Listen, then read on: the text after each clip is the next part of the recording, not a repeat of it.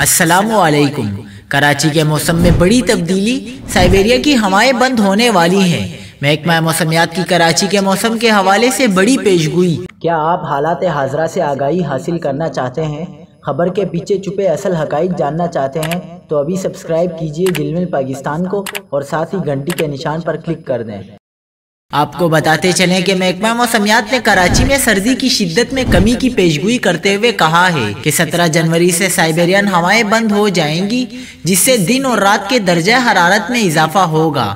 محکمہ موسمیات نے موسم کی صورتحال کے حوالے سے کہا کہ ملک میں 17 جنوری سے مغربی ہواؤں کا سلسلہ داخل ہوگا۔ مغربی ہوائیں براستہ بلوچستان داخل ہوں گی۔ چیف میٹرولوجسٹ سردار سرفراز نے کہا کہ یہ ہوائیں بلوچستان، بالائی سندھ، بالائی علاقوں میں بارشوں کا سبب بنیں گی، جبکہ بالائی علاقوں میں برف باری کا بھی امکان ہے۔ کراچی میں 17 جنوری سے سائبیرین ہوائیں بند ہو جائیں گی، جس سے شہر میں سردی کی شدت میں کمی آئے گی۔ کراچی میں اس دوران بارش کا کوئی امکان نہیں ہے۔